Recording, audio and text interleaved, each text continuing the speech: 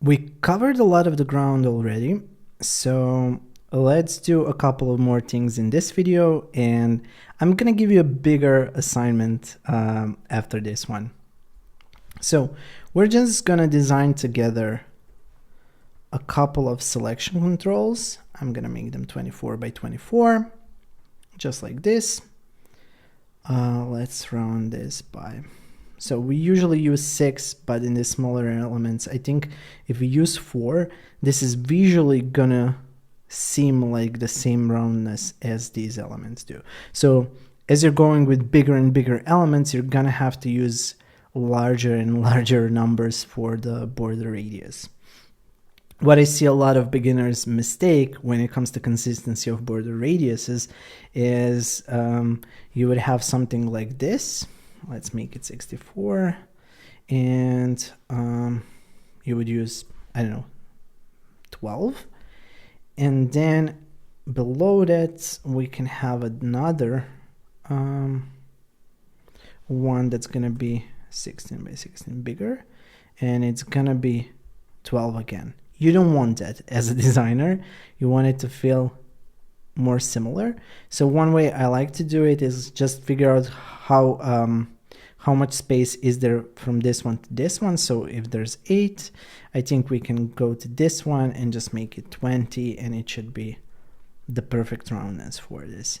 Again, it's gonna be your choice if you want to make it like that, or maybe just something like smaller. To me personally, I think this looks a lot better than the other one, so that's why I kind of try to figure out and take this number and just add it in here to 20. So 12 plus 8 equals 20, and these now feel like they're really working together. So that's one of the reasons why some of the smaller elements are not actually going to have 6, because 6 on such a small height and width is going to look bigger than it does on some of these other elements.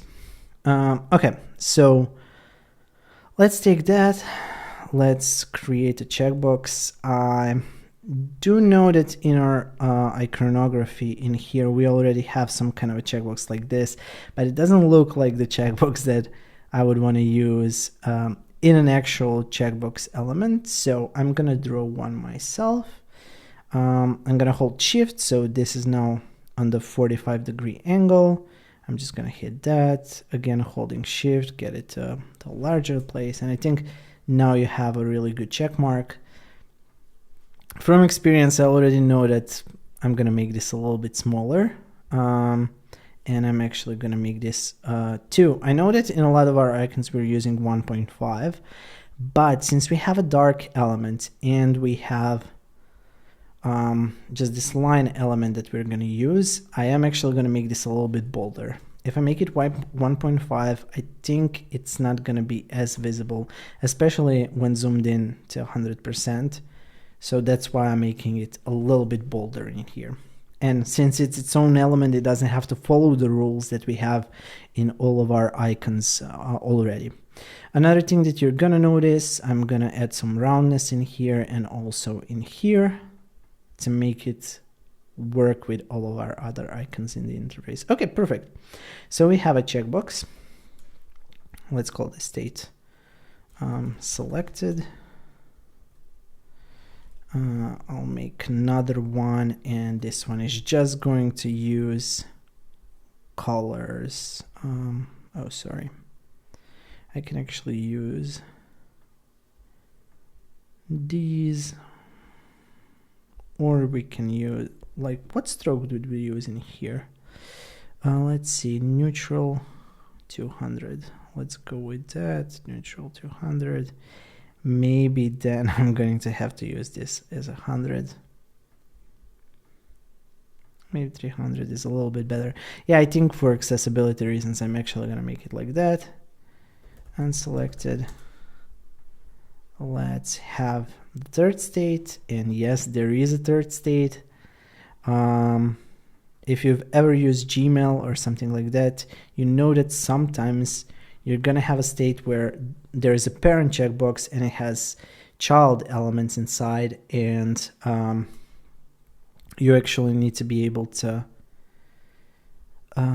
Select some child elements, but not all of them. So something like this, 6, 6, that's perfect. I'm holding shift and removing this dot. Okay, so this is the indeterminate state. Okay, maybe make it a little bit smaller. Yeah, visually I think that's a little bit better. Okay, so let's take all of these, create a component set, let's call it checkbox. All of these are named correctly, and let's just call this state, or yeah, let's call it state. Type, because we can have states that are going to be introduced with like disabled and maybe also the focus state. In the buttons video, I'm not sure if I ever recalled what the state is called. It's called focus state. So yeah, just a note on that. Okay, so let's have these like that. I think that's gonna be fine. Let's just add another variant in here. So this is the property, let's call it state, and it's gonna be disabled. So for these first 3 ones, let's add new one and call it enabled. These 3 are gonna be disabled, and let's just replace this to be selected, unselected, indeterminate. Okay, so let's try to see what logic we used in here. It was 450%, so maybe we can do the same thing in here. This is 100. Oh, sorry, it seems that some of these elements are not using our fill style. Let's correct that. Perfect. Let's make it 50. This one is going to be a harder one because we actually want to kind of make it fill disabled. So to do that correctly, it's going to be a little bit tougher. I'll just make this 100 and this one 200, and hopefully that's going to feel disabled enough. We can always test it, edit it later on, and so on and so on. Let's switch this one to 300 and this one to 50%. Okay, all 3 feel disabled. Honestly, this one feels the least disabled. So yeah, maybe we can even try something like this. I'm gonna keep it at 400 right now because it's following more of the rules that we have in here, so I'm just gonna keep it. And finally, we can also have a focus state, so I'm gonna duplicate these and call this focused. And on all of them, what we're gonna do is we're gonna actually go in here, add a stroke outside, and it's gonna be our light blue, if I'm not mistaken, 300. Okay, so that's why I'm double checking, and I want to kind of use the consistent styling that I had on some other previous elements, so that's why I'm doing it here. A problem with this is we can't actually have multiple strokes. So what we can do is actually create a rectangle in here inside of this element that's going to have the same roundness, and it's not going to be filled, but it's going to have a stroke. It's going to go outside, and oh, maybe it does need a stroke. Oh no, I know why it's happening. It's clipping content. Okay, so select all, remove clipping content. Perfect. Doesn't have to have a fill, and let's go to 300. Was that right?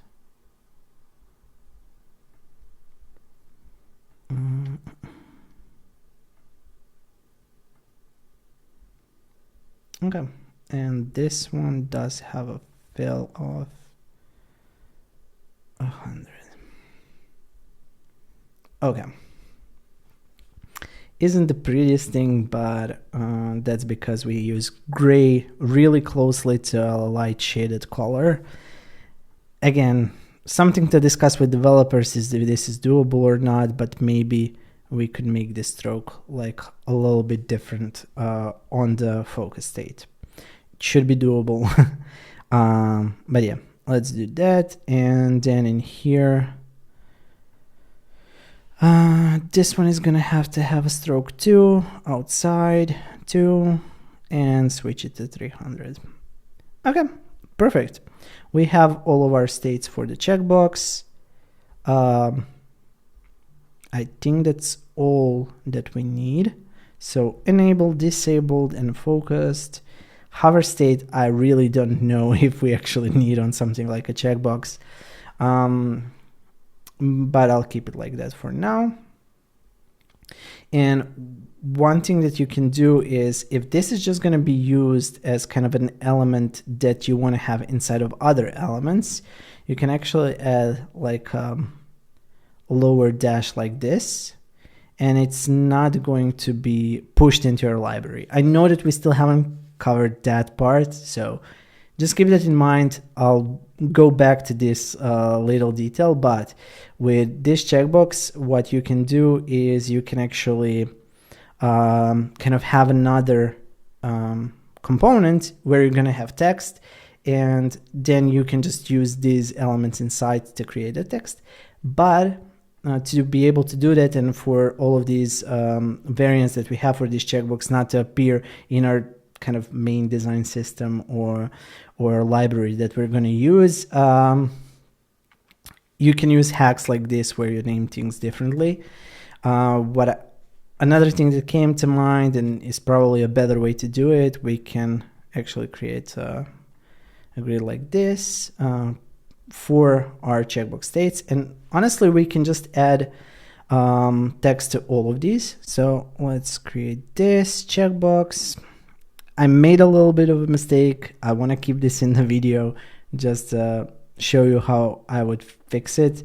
I just go in here, kind of go over all of these, detach instances, remove it from here, create this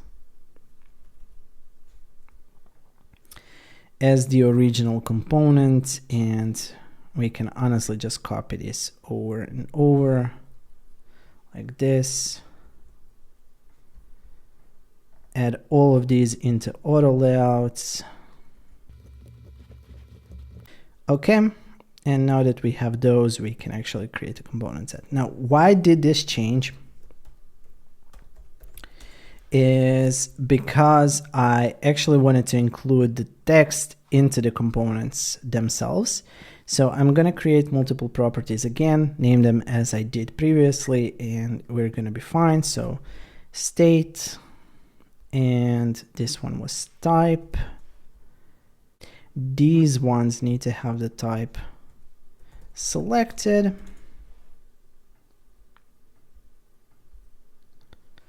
Unselected, and indeterminate, while these need to have state as enabled, disabled, and focused. I don't know what it is with me these days, but I can't remember focused as a state. Okay, so we've built a pretty powerful checkbox component.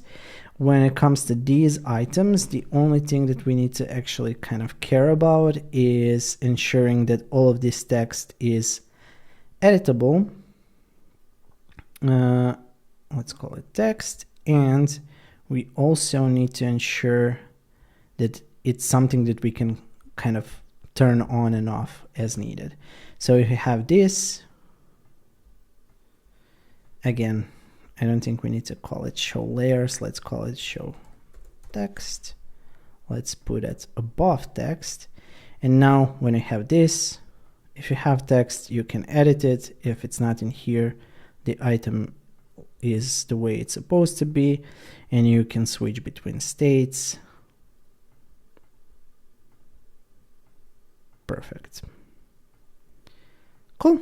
So we have a pretty cool checkbox, and let's bring it in here.